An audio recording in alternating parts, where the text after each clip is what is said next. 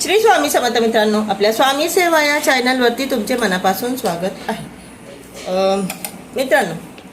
बघा, आपल्याला आपल्या आयुष्यात काय काय पाहिजे असतं, आपल्याला आपलं जीवन कशा प्रकारे करायचं आहे, कशा प्रकारे चालवायचं आहे,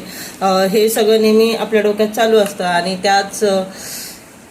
हिशोबाने आपण देवाकडे मागत असतो की ह्या गोष्टी अशा झाल्या पाहिजेत, झाल्या तर छान होईल, चांगलं होईल, मला हे हवं आहे किंवा असं हे सगळं आपलं चालू असतं की आपलं सगळं माप आपल्या डोक्यामध्ये चालू असतं की नाही हे असं झालं पाहिजे, ते तसं झालं पाहिजे आणि हे असं नाही झालं तर मग चांगलं नाही होणार किंवा फ्युचरमध्ये काय होईल, नाही झालं तर काय होईल, लोक काय बोलतील वगैरे वगैरे सगळं आपलं चालू असतं। तर आणि त्याच हिशोबाने मग पुढे आपण आपले ॲप्लिकेशन देवांकडे टाकत असतो की देवा प्लीज हे चांगलं करते, कर, असं कर, तसं कर वगैरे।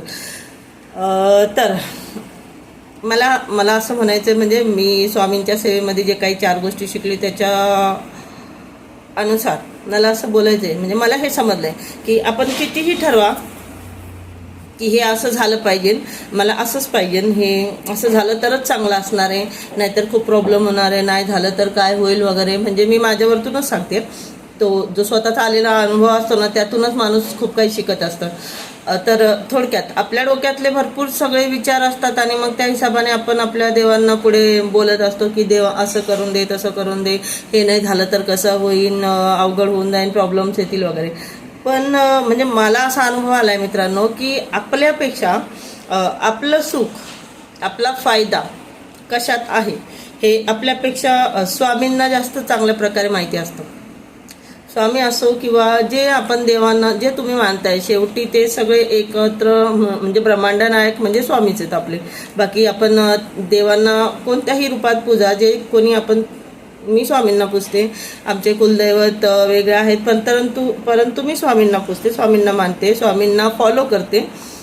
स्वामींची प्रत्येक गोष्ट सिरियसली मनावर घेऊन ऐकते आणि मला जिथून जसं जितकं मिळेल स्वामींच्या नावाने जितकी इन्फॉर्मेशन मी ती फॉलो करते, कारण की ज्यात स्वामींचं नाव आहे ना म्हणजे ते खरंच असणार, इतकं मात्र फिक्स आहे। तर आता थोडक्यात मी सांगते की बघा, आपण तर ठरवतो पण मग तिथून पुढे आपले विचार वगैरे चालू होतात की हे असंच झालं पाहिजे, तसं नाही झालं तर मग असं होईल, तसं होईल, प्रॉब्लेम होईल, चांगलं नाही राहणार। पण म्हणजे माझ्या अनुभवाने मी सांगते की आपलं चांगलं कशात आहे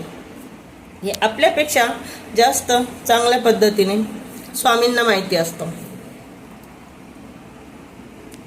आणि स्वामींना माहिती असतं आणि ते त्यांचं काम त्यांच्या पद्धतीने करतात। आता जे आपण मागतोय ते बहुतेक वेळा आपल्याला नाही मिळत, म्हणजे आपल्याला पाहिजे वेगळं असतं आणि आपण बोलतो